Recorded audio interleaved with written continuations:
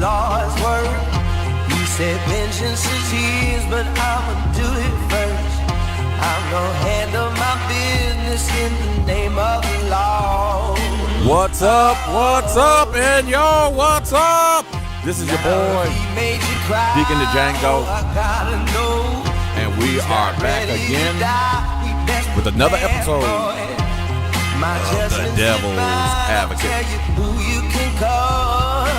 And today we are here on a cold, brisk winter morning in December, and we are going to have us some fun today. Going to sit around here and take us a little departure from our series of relationship rules just for a second. So I want to thank everybody for joining us in today. It is a cold day, it's brisk day, and you know my co-hosts they getting over the itis over here because I think a couple of them had the itis. So of course I'm gonna go ahead and introduce my main man, my brother like no other, my man Head Sanford. What's going on, bro? What's up? Well, you still got the itis, don't you? A little bit. That dog, a little horse, ain't it? Okay. And then, of course, over here, sitting over here, of course, I guess she got her. You doing your tricks again? What you doing? You got him on the corner again this morning? It's cold out there. You provide him some soup. You ain't give him no soup? Well, you a hard boss to work for. Okay. It's subversive. They better have your money at the show, huh? Good morning, everyone. I'm just wondering. They better have your money. I just what it look like. No, you telling them, look at it, baby. What's this? What's this? This is a little short here, ain't it? See. These two, I need to see two Franklins. I'm seeing two Grants. Well, I see you texting them. You a little angry. A little hostile, a little angry. Nah, it's all good. Okay. When I see you typing fiercely, then we're going to know that you know, your pimp hand going to come down. So how you doing this month? You okay? I'm doing pretty good this morning. You a little hoarse too? Everybody got the itis today? I'm just a little bit hoarse. Had a little touch of a cold, so y'all just bear with me. Okay, good. Just keep it away from me. I want to get your cooties. And of course, Mr. Eats Healthy and always seems to be. He never gets sick. My man, the elder statesman, Uncle Dave. What's going on, bro? Good morning. I'm actually enjoying some tea with fruit juice, a little cloves, cinnamon, and cinnamon sticks. So, you know, cloves help ward off a lot of the ailments that you get naturally. So I'm doing great, man. Oh, you're doing great. You're just natural. Feeling fabulous. Feeling fabulous. Yes. Just natural. Don't hate. Just made some ambrosia to drink this morning. Yeah, the you know, ambrosia is the drink of the gods. Oh, here you go. It's some libation. Some libations of the gods this morning. Yeah. No, okay. You're running around here. My pee has no color. So we're gonna go ahead. Look at this. Look at that. See what I'm saying? That's just showing, now you're just showing off. But anyway, so. Everyone, today we are joined in today. Like I said, we're going to take a little break from our relationships. So just a tank. That's a word, though, for those who don't know. And today we're going to talk about, because we're doing what I call, you know, like I said, we always know it's cuffing season, you know. Everybody cuffing. I found out somebody was cuffing yesterday. I didn't even know it was cuffing, but they all, I'll tell you, just to go to show you how sisters are. So we're going to do a 2-part series called Truths of the Sexes. Normally I would do Battle of the Sexes, of, you know, War of the Sexes, but this one is going to be called Truths of the Sexes. And this one is named, Will the Real Men Stand Up and Be Counted? So today the topic is, you know, we're trying to figure out how can the brothers, you know, we're going to listen to what the sisters have to say, and I'm going to use Subversive as the whipping board to go and talk to us about where the real men need to stand up. Because, you know, so often I hear this all over Facebook, all over social media. I'm tired of hearing it. Real men, a real man does this, a real man does that, a real man. Ad nauseum. Okay, so today we're going to talk about what do real men need to do. And we're going to also give our perspective because, you know, Head Sanford is married. I'm not married, but, you know, we're going to talk about what we see as men. Because I had my father in my life. I'm assuming Head Sanford had his father, Dave. Of course, I'm pretty sure you had your dad in your life. Subversive. I know you had your dad in your life. was in our lives, but I'm just gonna sit around. I wasn't trying to throw shade. I saw that look and grin she did, but I was overdadded. yeah. Yeah, I was overdadded. Yeah, I have 27 brothers, and I have a father. Yeah, he was dad. He was dad to a whole lot of people. Yeah, I have 27 brothers. I have 36 sisters. Can I sing that song? I have, lots. The fatherly influence. The hand was strong. Oh, there was some strong hands. There was some strong hands, and you. Dad was getting around one Yeah. day. Oh, he was It something was else. the first of He's still September. something else. He's still with us. He's still something else. So, That day I always remember. yeah. Yes, I will. So let's go ahead and talk about this. So we so often hear about real men. So I mean, Dave, do you want to start us off? We're gonna go to the men first, and then we're gonna go ahead and go over here to the ladies. Normally I like to have two ladies in today, but one of them was under the weather today. So let's talk about real men. What you hear about real men. It's funny to me how women like to give this idea about what real men are. Dave, do you want to chime in, or you just want to wait for the shrapnel to fall? I'm just listening because I don't allow women to define what I as a man should be. Ooh, ouch. Okay. Well, head set. Real men don't care about the opinions of others. That's for the. You don't. So if he got like a goat or a wolf or something, then he shouldn't care that people tell him it's not a. He shouldn't be caring about none of that. Nah, I mean, people got their own definition of what a real man is. I think people, if you're a real man and you handling your business, that's all you need to be concerned with. Nothing, no opinions of the others. They'll say, well, a real man's supposed to pay all my bills. A real man's supposed to buy me this. A real man. You know how some of those women say that. So, nah, you need to just be true to yourself. Be true to yourself. Yeah. So if a man is a Jody, should he just continue to be a Jody? Baby. They showed that movie this week. They did. Yes, and you know what? I've always laughed at that movie. I mean, that's an inside joke with Jody, but I never saw the front picture where he's a grown man in his mom's womb. I mean, that when I saw that, because I've seen Rondon post a picture of that before. When I saw that, I bust out laughing. A big grown man in his mom's womb sucking on his thumb. So I mean, we would assume that if he doesn't care about the opinion of others, that doesn't really make a real man. Now, does it? He's not really a real man. Would you consider him? Well, Jody cannot be a Jody without a woman allowing it. So ouch! Oh, ouch! Ouch! Ouch! Ouch! So if there's a woman allowing that, then that's on her. Somebody gonna catch a beating for this text they sending me right about now. So anyway, let me ask you a question. So first, what's your idea of a real man? Let me say, you got a boyfriend, yeah? Yeah. You act like you ain't even enthused about that. So first boyfriend, leave her, because she didn't even sound enthused about that comment. Yeah, I got a boyfriend. Oh, I hope so. He's difficult though.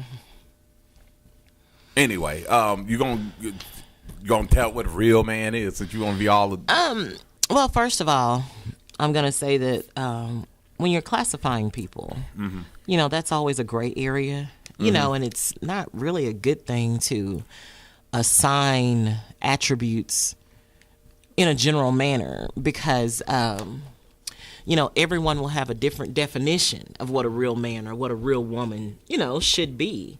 So I can't sit here and say, well, a real man is this, a real man is that. I can say, in my experience, I think that a real man should have certain attributes. And I think what it is that we all have an idea of what a real man or a real woman is to us, but it can get twisted and warped by our own personal experiences. Right. So I think that anytime you have a woman, she's up hollering about a real man should do this, a real man wouldn't do this, or a man saying a real woman, I think they all need to sit down and have several seats. Oh, ouch. I don't think that it's a good idea to say that. I think we need to all back up and preface that and say, according to myself, or in my opinion. Right. Yeah. Right. I don't believe in generalization. I really don't. That's kind of a sore subject for me. I don't believe in generalization. Somebody just sent me a text telling my real men don't gossip. Where'd they get that from?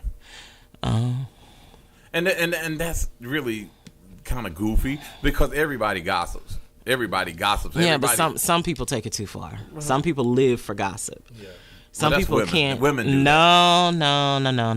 What you mean? Nah. No, you can't assign that. That's not gender specific. That's not gender specific? A gossip is a gossip. There are people out there that can't remember things about the people that are supposed to be important to their life, but they can remember who Jody spent the night with last night. Yeah. I don't know who Jody spent the night with. What I'm last night. saying is people that gossip, they can remember trivial things, but they can't remember important things. Right. Well, You know, that I so, agree with. You know, it's they prioritize gossip and stupid stuff Right. as opposed to the real things in life. Right. So no, I don't believe in generalizations like that.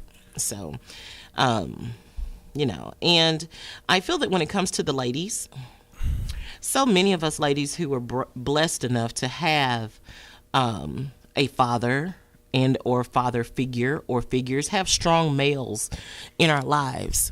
I think that's a lot of where what a real man should be comes from, but it gets warped because I think, here I go again with that word, statistically speaking. Statistically, that's a big word. That's a big word. We're losing our men. Where are they? We have a generation of children who don't have fathers present. Where are these men? Well, hold on. We have, it's almost like an epidemic. And you can look at past generations. It's obvious that past generations were cut from a different cloth of what we see today because black males have disappeared from our communities, from the home, and from children's lives. You know what? I see Dave brewing some anger quietly and seething on his head. But let me answer that before he goes off.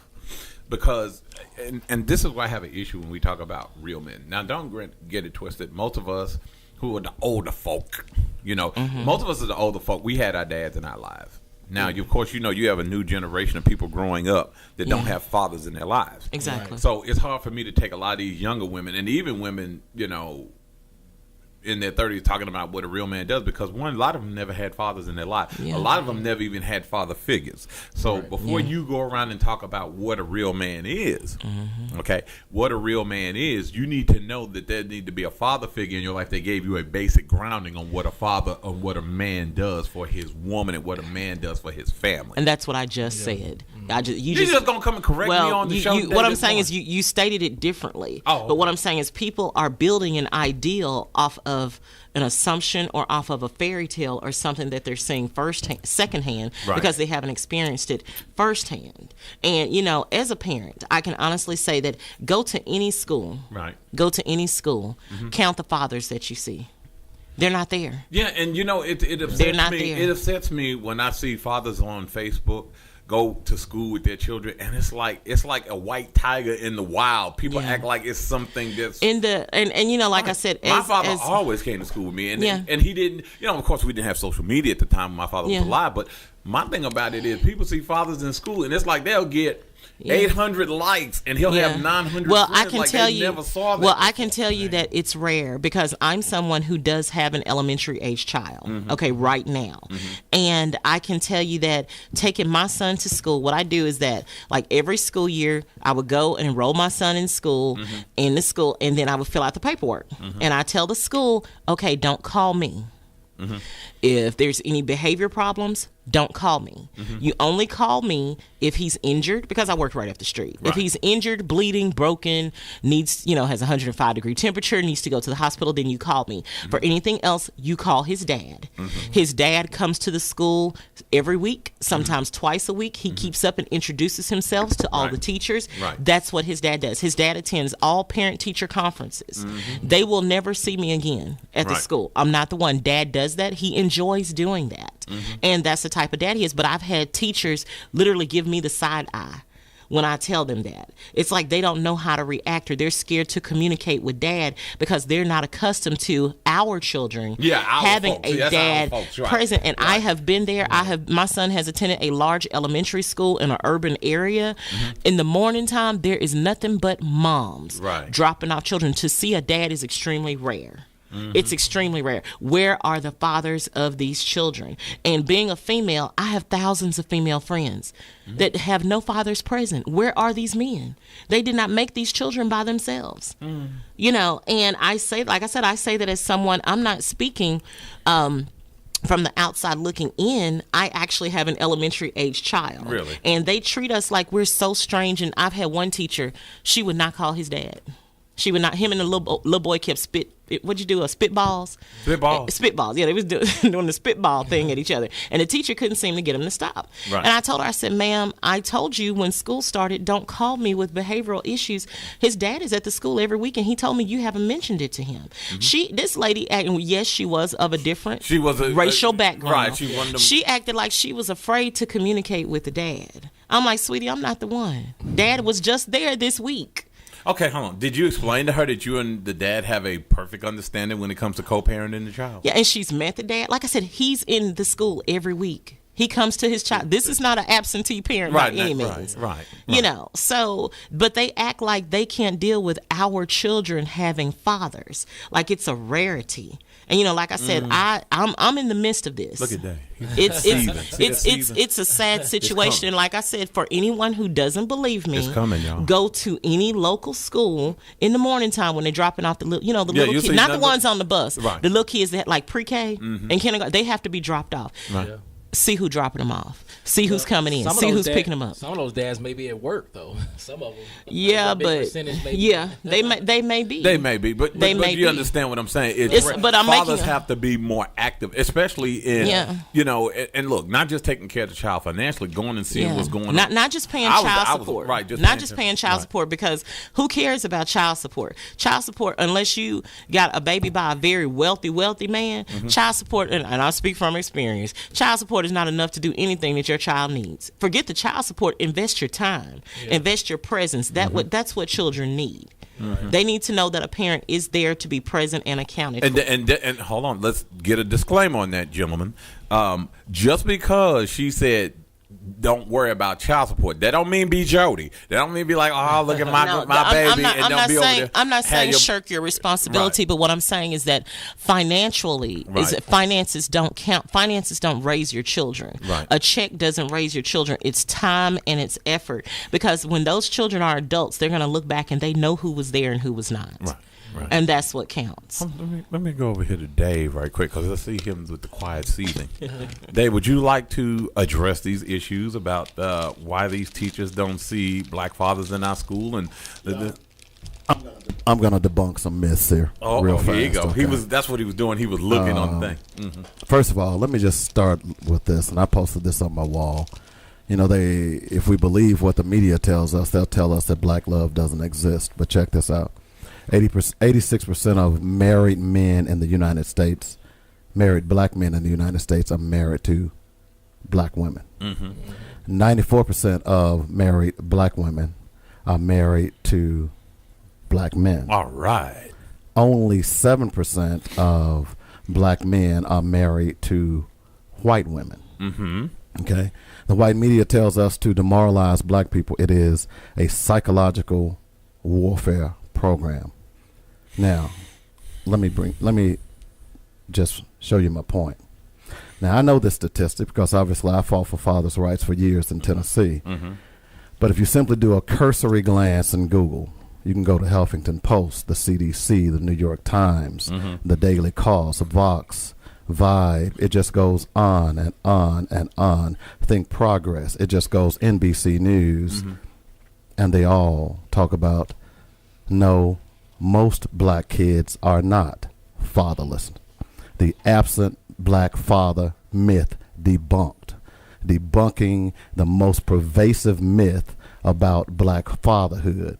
The absent black father myth. It goes on and on and on. Now, I don't know what you see at the school that you go to, but I know for a fact that the lady that I date, who is a school teacher of 25 years, has told me over and over again that typically when she has a parent-teacher conference, it's the black fathers who come, not the black mothers. In most cases, many of the black mothers, in her case, of 25 years, are either cracked out, messed up some way or another. It's usually the black fathers.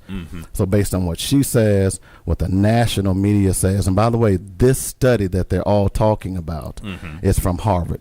And black fathers take care of their kids more than any other ethnic group in America.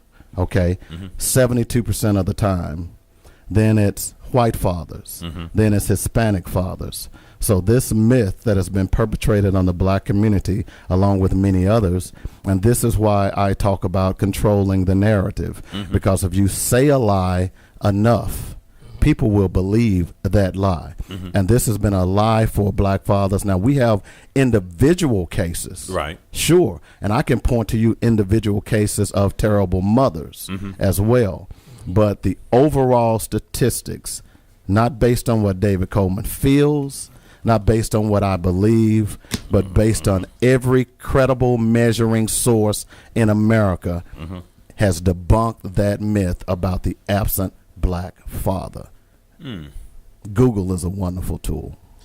But also, let me add to this: a lot of men, when you working and take care of your household, a lot of times the woman will handle all the school stuff and go to the schools. A lot of men, we don't specialize. If you're the breadwinner, if you're the man, you're the breadwinner of your household. A lot of times you're not going to be going back and forth to school. You're going to let the mother do that. And I had to do both. I was known as the pizza man when I came to school with my son, because I would come in with 8 pizzas, and all the kids would be leaning out the door looking, wondering where those 8 pizzas was going. So I was a little bit different along that line, because you gonna bring some pizza up here? Because I'm hungry today. You know what I mean? It made my son, it gave him a sense of pride. And I knew many other black fathers who did the exact same thing. The problem, what we have to address, is that I think you need to make it easier for black fathers to be a part of their children's lives. See, that's not what we're talking about. Is that the fact of the matter is that this country is more apt or more concerned about whether or not he does pay child support, as opposed to his active participation in the lives of children, because that's where the rubber meets the road. Mr. Versa made an excellent point, is that the child support, a lot of times, that's the sign. It's minuscule for what the needs of a child is supposed to have. Right. But what's more important, and I tell sisters this all the time, that guy is your automatic babysitter. When you need to go somewhere, hey, you need to maintain a relationship with him. So hey, I got to go somewhere. Hey, you keeping the kids this week? There are things that can benefit more than just paying a check. But what we've allowed the system to do, particularly when it comes to black parents, because any legal system is not built for black people. Right. We have to understand that. So when we allow the system to tell us when a father can or cannot see a child, for whatever the case may be, then we're setting up our children for failure. Right. End of story. So, but back to the point is that I've fought this for 20 years. These myths and these lies about fathers, and I'm so glad now that there are credible studies coming out that is simply turning those myths, and that's what they are, on their ear. Now there are individual cases, but overall, black fathers are doing a damn good job. And can they do better? Of course. Yeah, that's what I wanted to know. Of course. We can step up now. Can they do better? Of course. What you find, though, I think, is that back when we were growing up, everybody raised us. Right. You know what I'm saying? And also, you had a lot of fathers that were actually in the household. In other words, they were married, or they did a lot of. No, you didn't, because see, I didn't grow up with a father. Oh. I don't know my father. Oh, you don't? Okay, but the point is that all of those, and see, this is what I talk about when I talk about communities versus neighborhoods, because see, back then we had black communities where the doctor lived in your neighborhood, right. The preacher lived in your neighborhood, the teacher lived in your neighborhood. Right. All of those potential role models, even if you grew up without a father, lived in your neighborhood. So they were always looking after you, right? Now, those same people live in West Little Rock or Chenal or whatever the case may be, and they drive into black neighborhoods. Now, notice I said community versus neighborhoods. Right. Because, see, when you're a community, you have built something. It's where you store your values. It's where you work. It's where everybody lives. It's where everybody goes to the same church. Mm-hmm. Nowadays, we don't have that. We have neighborhoods. Right. And that's really the problem Most here. people don't even speak to their neighbors now. Right. And see, that's really the problem, because those role models, and I'll give you 3 names that means everything to me, and you don't know their names. Right. Clifton Earl Towns, Samuel Hudson Sr., and Ben Madry. All of those are men that were not my fathers, who were mentors, Boy Scout masters, and church members. And I can't leave out Mr. Talley either. Okay? So the point being is, they made sure that David was going on the right and straight and narrow. Right. And everybody else they could. Right. Nowadays, you simply don't have that. That's what we're missing, because, look, parenting is not, people think, oh, I raised my kid by myself. No, you didn't. Somebody helped you. Right. Okay? It's like you saying, hey, well, I built my business by myself. No, you didn't. So we have to understand that we need a support system for all parents. Right. That, hey, I know this sister, and I hate to be long, but I know this sister who, she gets on Facebook, and if her car breaks down, she'll put on Facebook, hey, I'm broke down, so-and-so, so-and-so. Can somebody get my girls to school? Mm-hmm. Okay? Those girls get to school. Yeah. That's what we ought to be doing. Mm-hmm. You see what I'm saying? As opposed to, I guess now what we've done is we've carved out our own little niche in our own little neighborhoods, and sometimes in our own homes, where we don't want anybody to come in and see how we're raising our kids, because they mine. That's the problem, in my opinion. So, well, aren't you studious today? I mean, you see this man here? I knew when I let him get them microphones. Okay. So first, are you okay over there? Mm-hmm. I see you got them lined up today. You told them to bring your money, didn't you? You know what? Continue. I'm just saying. I see you done pimp slapped the phone about 2 or 3 times. So I'll tell you, what?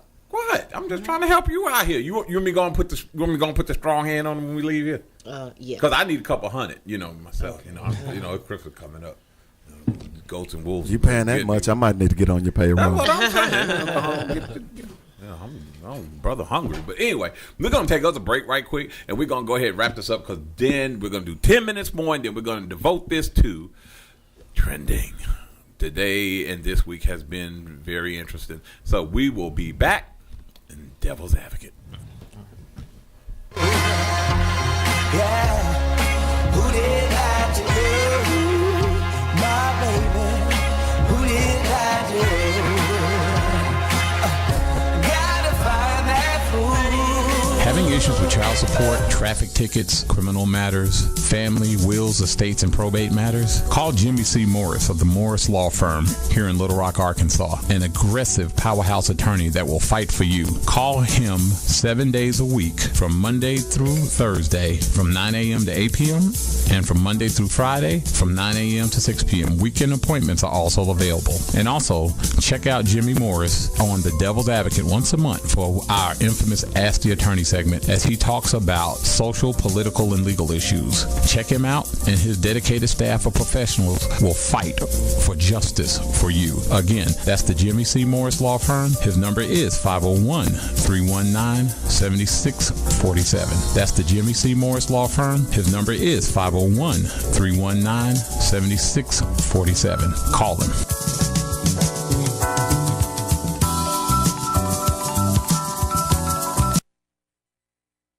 Do you have a business, or are you looking to start a business?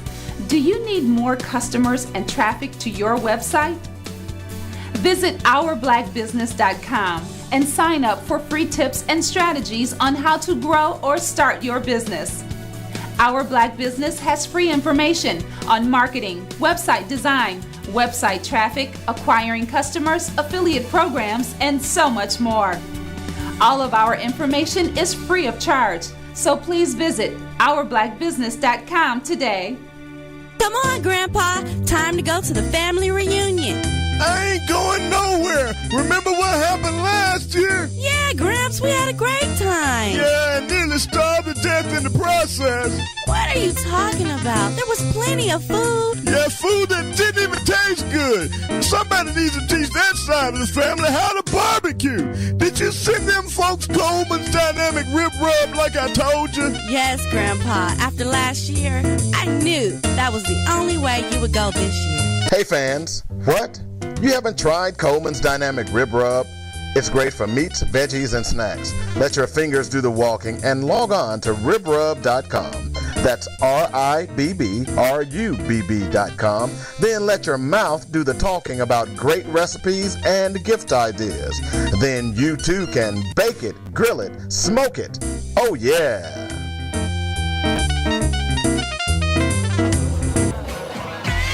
Now I'm not afraid to do the Lord's work. He said vengeance is his, but I'ma do it. All right, people, we are back. I'll handle my business in the name of the law. We're back today, and today's topic again is when will the written man stand up and be counted? If he made you cry, oh, I gotta know. So now that we've had the elder statesmen go around here and chin check everybody on statistics, we're going to go ahead and talk about other things that we need to talk about with women and stand up as far as relationships. And when I say relationships, not necessarily baby mama relationships, because some real men are keeping those relationships with baby mamas going real good, especially on the physical side. So as far as relationships, what do real men need to do? You know, because I frequent a lot of what I call relationship rooms. You have Real Talk Over 40, you have Looking for Love, you have Riley's Real Relationship Talk, which is where we get a lot of our information from, a lot of our scenarios from. I'm telling you, I've seen some wild scenarios in there. But so often you hear, like I say, women talk about what a real man does, because we're talking about women that are struggling. Oh, and ladies, you guys just be patient, because next week I got something especially for you. Since y'all want to run around here and try to talk about what real men need to do. We're going to talk about the sisters next week. So that's part 2 of the truce. What sisters need to be stepping up. But we're going to leave that under the hat for right now. So often I hear stuff and, you know, you get these cliche scenarios. If rent is $1,500, do I need to go any further? Have you seen that one, Subversive? If rent is $1,500. No, women say, well, he should pay it all. Pay it all. Yeah, he should pay it all. Yeah. He should pay it all. Got 2 working grown folk, and I got to put you on my W-2 because you want to be a child. I'm taking care of a big grown. I got to put you on W-2 on January? Yes, because I got to take care of big grown people now. A real man will pay it all. Yeah, real man pay it all. So you ain't looking for no boyfriend. You just looking for, you looking for a sugar daddy. That's what you looking for. I'm just saying. So you willing to give up your individuality, your independence. So a real man. Nope, let me take that. A real man can pay all your rent. Some men insist on paying all the household bills. Some men are like that. Some men do not feel that their woman should have to pay overhead. Oh, really? My ex-husband was the same way. Hold on, wait a minute. His wife didn't pay the mortgage. He didn't feel like his wife should have to pay any overhead bills. You know, there are some men like that. And you know, that kind of goes back to, you can't generalize. Everything doesn't work for everybody. Hold on, sister. I can't. Hold on, sister. Don't just calm down. Wait a minute. I'm not excited at all. Okay, so. I'm just saying. You look like you look. I see the beads of sweat on your forehead right quick. I have a fever. Oh, that what it is? Yeah. You got the fever? I'm perfectly calm. Okay, all right. So here's my thing, and I'm just going to give you this caveat, and you may continue. If I come and invite you to my spot, and I got me a nice pad, I got me a $300,000 spot, I got a bat cave, man cave, and all that old stuff. And if I'm paying rent, and I say, Subversive, I would like you to come join Casa de Django, and come be with me, and we're going to live together and do whatever we do. Okay, then that is fine. Let me pay the rent. I brought you in, right? And 9 times out of 10, unless you worked at McDonald's, you see what I'm saying? You probably had your own spot. So now I'm going to take you out your level of comfortability and bring you into my spot. You see what I'm saying? So yes, I should be paying all the bills. No. You know what I'm saying? Now, if you want to contribute to maybe some, to the cable, because, every now and then we might want to watch Playboy Channel, something like that, then by all means, see it through. But if I'm sitting around here and my house costs $200,000, and then you like, no, Django, I don't want to live there. I want to live in, I want to be out there with the rich white folk, and then you want me to go out here and get a $350,000 house, and now my mortgage getting ready to go up from $1,100 a month to $2,000 a month. No, sister, you need to be bringing something to the table besides upstairs and downstairs. You see what I'm saying? You need to be bringing something to that table.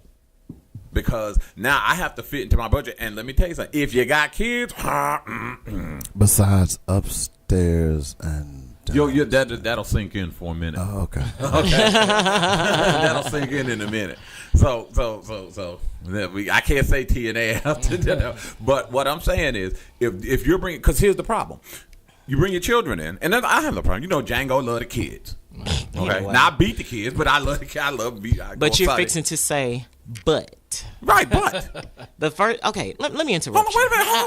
I don't you like won't let me finish. No, I'm not. You want to fight? I'm not. You want to fight up in it? Come on! Okay. I ain't scared of you. So what I'm saying is, you bring your children's. Now I got to go and take care of increased light bill, increased gas bill, increased water bill. But you knew everything. Unless your kids don't bathe. But you knew everything she had to bring with her when you invited her. That's not the. But that's not. So after the point, you cannot complain about it. And first of all, Django, if you let a woman come up if you bring a woman into your spot, yeah. First of all, it's no longer your spot. It's you all's spot. Oh, you all. It's just is that a word? If you choose to in the South, it is it's y'all's. There you go. Y'all. If you choose to cohabitate with someone, it's not just yours anymore. It belongs to both of you. Oh, excuse me. And I mean, it belongs to everyone. Okay, so let me ask you a question. So some of this mortgage gonna be y'all's too, or some of this rent gonna be mine? You know what? If it does, then you may need to make that clear on the front end. Oh. You need to make everything clear on the front end. Because myself personally, I would not live in someone else's house. Oh, really? My name got to be on it, sweetie, because ain't nobody gonna put me out the first time they get mad at me. Right. No, this gonna be hours. We're gonna be trapped in this beer together. Yes, we're gonna be up in here. We're gonna be in here together. Hours. It's going to be equally and legally ours. Won't be no putting out. There won't be no putting out. No, ain't gonna be no putting out. But you can put me out anytime you feel I gotta go sleep on the couch. It doesn't work like that. Okay, no, but hold on. What I'm saying to you is I agree with all of that. And that's good. And you better mark this down. It is 11:36 on December 7th. This is a few times that I'm going to agree with you. Okay? So what I'm saying to you is that I agree with that. If I'm bringing you in, I got to understand the baggage that's coming with it. I have to understand everything that's coming with it. Now, for you to sit around and think that, I ain't got to pay nothing.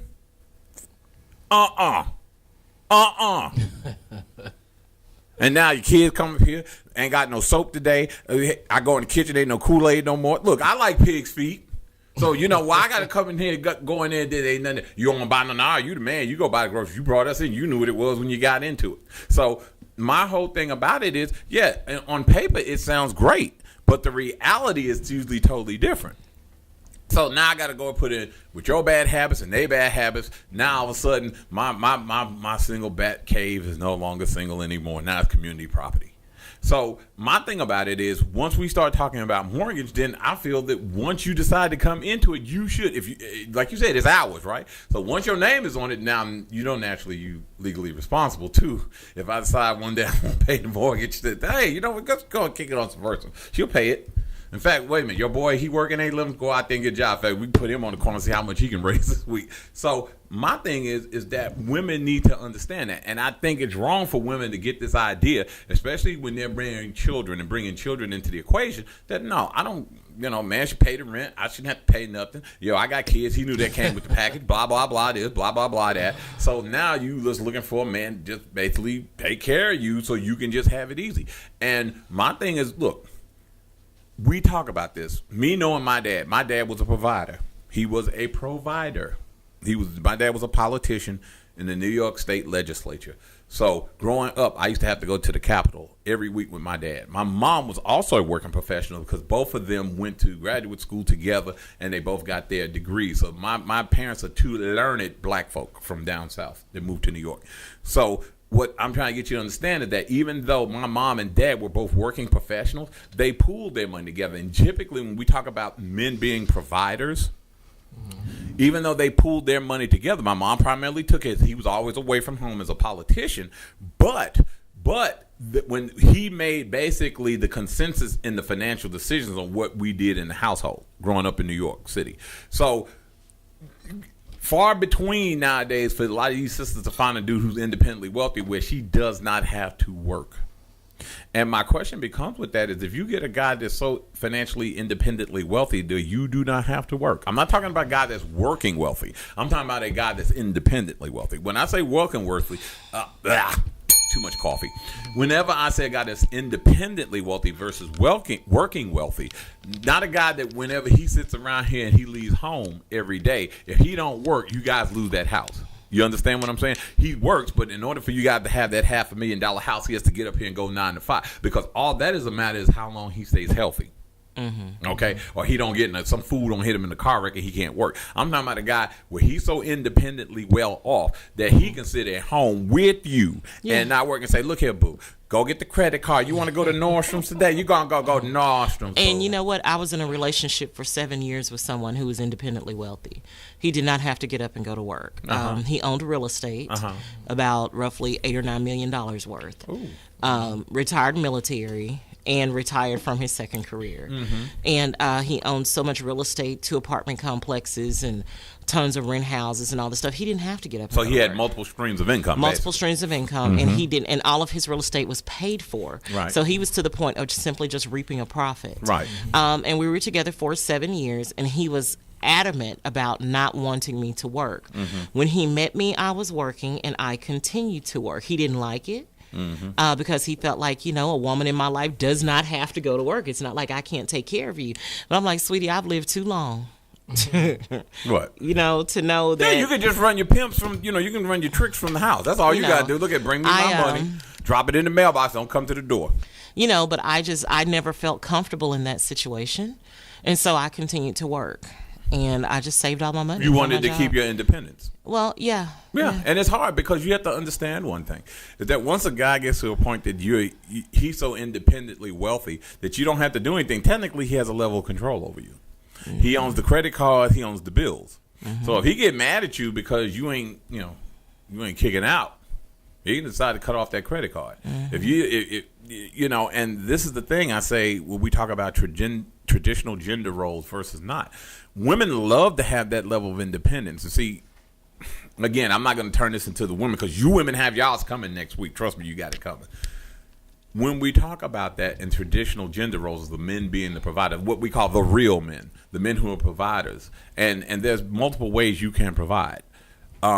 You have to be careful that you don't get into a slippery slope that a man is taking care of you to a point that you have no independence whatsoever. And some women, and I'm going to be real with you, some women do not want that. They say they want that. Oh, how many women right now would not like to date? You could take, you could take Camel, take his head off his body and have his riches and put like The Rock Johnson's head on his body. and better yet, just say you dating Dwayne The Rock Johnson. Look at this. She just lit up. Look at her. You little hot heifer. Okay, so you get Dwayne The Rock Johnson. He's independently wealthy. He can get out of Hollywood today, never make another movie. He can sit on his millions, multi-millions. Okay, now you get with him, sexy, young, strong, strapping gentleman, right? Now all of a sudden you with him. He don't want you to, he don't want you to do nothing. He wants you to be an at-home mother. And I think his ex-wife was an at-home mother. I don't remember his ex-wife, Danny, doing too much of anything. She went to law school. Well, isn't she nice? She's nice. An attorney. Okay, yeah. but I believe that when he was dating her, she wasn't. I believe that she was going. He might have put her to school. Actually, he didn't put her through school. Oh, he didn't? No, he did not. He did not put her through school. She actually graduated college and went to law school on her own. Oh, excuse me. And when he was struggling financially, she supported them, and they are still best friends. And she's actually his manager. Wait a minute, hold on. You got evidence of this? Because I'm gonna look this up because I'm gonna talk about you bad on Facebook. Feel free. She's the owner of his management company. All right, that's what I'm talking about. Yeah. See, that's the sister that brings stuff to the table. See, that's and even though they're divorced and everything. Yeah, they're divorced. He's in a long-term relationship with someone else. They're still together. They're still very close. They co-parented their daughter, and he has a new daughter with his new girl. Well, I'll say new girlfriend. They've been together about 7 years now. Oh, Lord, I think Rock been rocking the anyway. But yeah, they're one big happy extended family. Right. So, but she is an educated woman. I never said she was an educated. I just and he didn't pay for her. Yeah, he didn't pay for her education. Don't let me go Google on you. I'll find out. Please do. Okay, so my thing is, you got Dwayne The Rock Johnson. Now he wants you to sit at home, but now you don't want him to tell you where you can go with his credit card. He don't, you running up his thing. You out here with the girls, getting on private jets with his credit card, flying to Bahamas for the weekend on girls trip. He don't like that, and I'm not saying he's that kind of guy, but. You're just using that as an example. Yeah, an example. Of an independently wealthy right, man. I see what you're right. saying. So then it gets to a point that, and don't get me wrong, if he's independently wealthy where he's probably busy, he probably ain't got time to watch what you do every day. But it's going to come to a time and a point that he's going to decide, look, you're going to start doing what I say since I'm bringing in the money, period. Mm-hmm. Okay, yeah, you went and spent $50,000 on our platinum card last week. This month, you're only going to give $5,000. Mm-hmm. Okay, because I got to pay this back. You don't. Right. So then all of a sudden now you catching it too, because that means there ain't no red bottoms for you this weekend. Ain't no Louis Vuitton purse. Okay, ain't no new coat worth of goat fur. So now all of a sudden you're gonna get an attitude. But you're painting it as if every woman who associates with an independently wealthy man is a trifling, petty gold digger who's only interested in materialistic things. Hold on, let me tell you something. Okay, every woman who gets involved with an independently wealthy man is not a gold digger and does not expect to have free access to all of his money. You get a ding for that right there, for that foolishness. Let me tell you something. You think you're making it sound like just because a woman has access to free money from a wealthy man that she's dating, that she automatically turns into Betty Money Grubber. Hold on, wait a minute. Where did that come from? Where you get you're doing a lot of assuming. That's the picture that you're painting. No, what I'm saying to you of a female in that situation. What I'm saying to you is that if on a man's salary you can go get this, that, and the other, what happens when he tells you how I'm going to have the independence and the freedom to go and charge this money? It's not about gold digging, because here's the point. If he's independently wealthy, there's money that you can spend on him because you're not working anyway. Money has to be spent. Bills have to be paid. So who's going to pay them? He's going to pay them. You're just going to lot the money to where it needs to go, right? That has nothing to do with gold digging. But my point of the matter is, if you're not working, how are you going to go out here and get the nice stuff that you want? You're not working. Where's it coming from? What if the woman is working? And she's with the independently wealthy now that's man. a whole different scenario. I never mentioned that. Now, did I? But why are you assuming that any woman in that situation would not be gainfully Lord employed? help Jesus. Let us stay on the path that is beaten. You want to stay on the picture that you're painting. No, I want to stay on the picture that I gave you, and you decided you're going to draw your own picture, young lady. Go back to your tricks and go and bring me some money up here. I'm hungry. How about that? Whatever. I'm saying that if a man is independently wealthy and a woman You're woman bashing. Oh, I'm woman bashing? Well, wait till next week then. I'm trying to help you out today. You're woman bashing today. Okay, well, whatever. I'm just saying, if a man is independently wealthy, when does a woman want to give up her independence? That's all I'm talking about. And what I'm saying is, a lot of times when we're talking about independent wealth, we're talking about where the purse strings attach. You understand what I'm saying? That's all I'm saying. Where the purse strings attached. Because if she's not working, he's independent. Well, hey, but like you said, Subversive, you said you had a man who's independent. He wanted to pay all the bills. So technically, you working was on your choice. Yeah. So let's just say you didn't want to work, and then now you saying, honey, I need a new car. The Pacer is breaking down.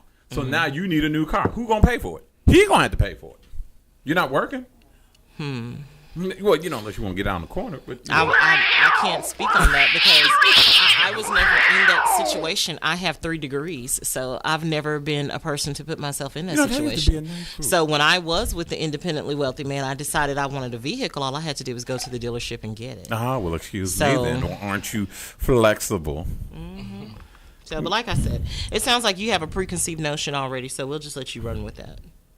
But let's say the guy isn't wealthy, but he can afford to take care of a family. A lot of times, these women will have their own stuff. So, say for instance, like in my example, I told my wife to quit her job because we had a baby. I told her to stay home and be a stay-at-home mother. So it's been going. It's like almost for 4 years now. I'm not independently wealthy, but I mean, she was electrical engineer doing her own thing, but better, making 6 figures. So and here's the point when we talk about what women determine where real men need to stand up. We don't have a problem standing up. Men do not have a problem standing up, but we need to know we have women with drive, with focus, with goal. How you gonna tell me? Let me tell you something. The biggest thing I hate to hear is a woman tell me real men need to stand up, and she's been single for 3 years. Because first of all, you don't have any focus and goal. Your thing about it is to sit around here and be out here and be single and have situationships, okay? And then want to sip and talk about, I saw something. We're going to use this in this room this week. Tell us a reason why you're single without blaming the other sex. Because a lot of people simply can't do it. It's always somebody else's fault, the reason why you See, single. I can. It's me. Okay. I'm quick to tell them it's not you. True. It's not you. It's me. Right. Yeah. Well, I don't believe that either. That's a patronizing comment. Well, nope. not you. It's not you. How they say it in Star Trek. If she tells you on Earth that it's not you, it's her. Trust me, it's you. It's you. Because, trust me, when you find Dwayne The Rock Johnson, it ain't going to be him then. It ain't you then. It's him. Nah, I wanted him, but he just wasn't trying to he wasn't trying to pick me up. I was loved at him. I've been loved at him since I was 16. But I tried to go and get him everything. I tried to go and let him take control of the corner. But he didn't, So my thing about it is, like I said, the traditional gender roles and men, we love to pick up. We love to provide. But you have to understand them. This is what the point I'm trying to make versus when you talked about, I said women were trying to be gold diggers. It's not about women being gold diggers. It's just the nature of human beings. Is that once you take care of somebody to a certain degree, people are going to expect you to take care of them. Yeah. And that's the expectation they get.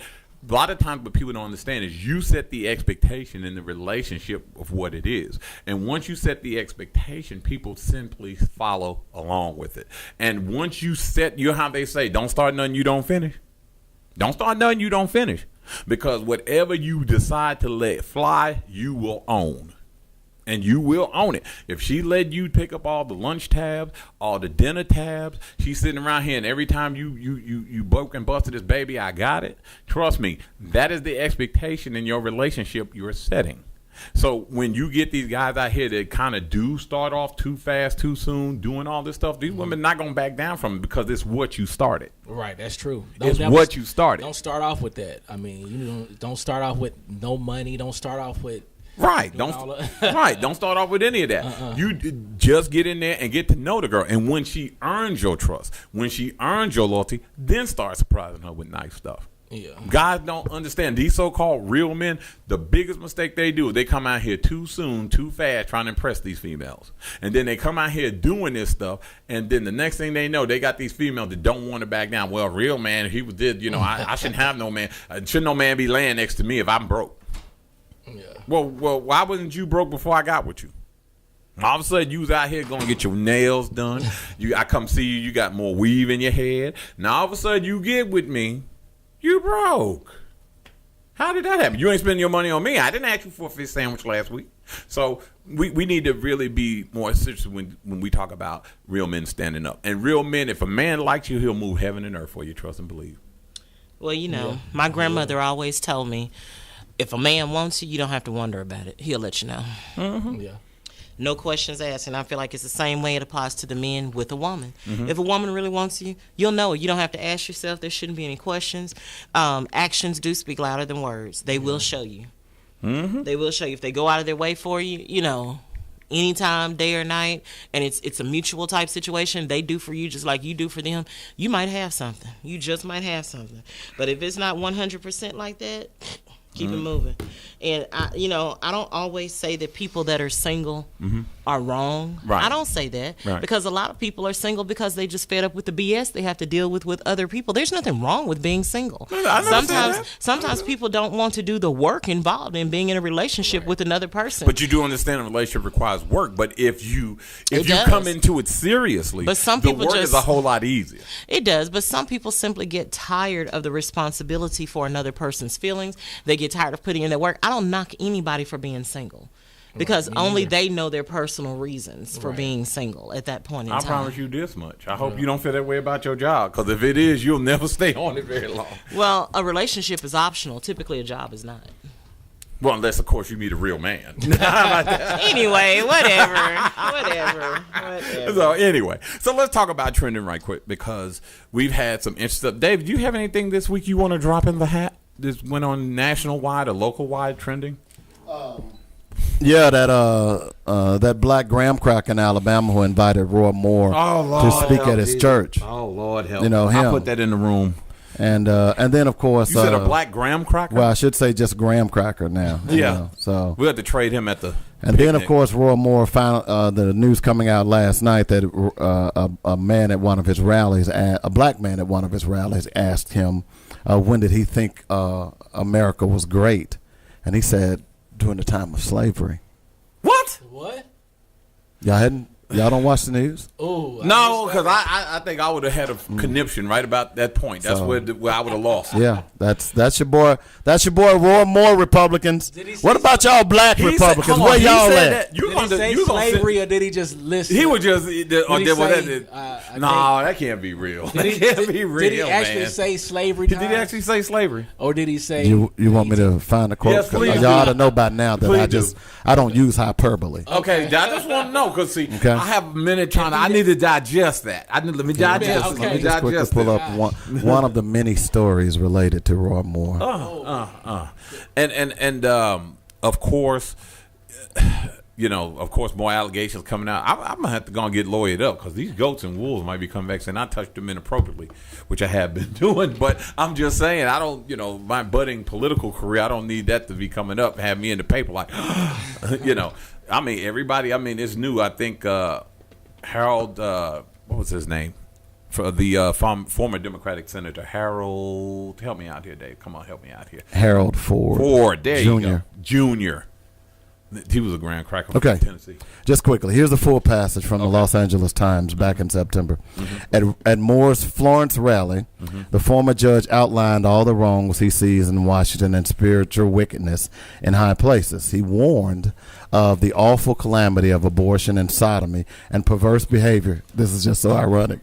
And murders and shootings and road rage as a punishment inflicted upon us for our presumptuous sins.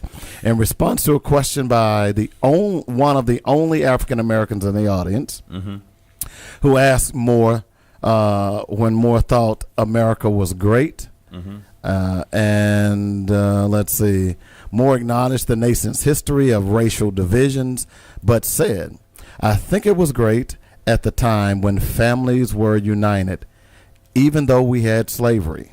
They cared for one another. Our families were strong, and our country had a direction." Jesus Christ. Boom. There you go. Jesus Christ. Where y'all black Republicans? Where you at? How you defend this? Because this is what I don't understand is that Bailey, what he did? That was a double entendre. He just threw that on black people, don't you? Basically, he was saying that the only time black folks were good and civil and good disobedient creatures is when we were enslaved.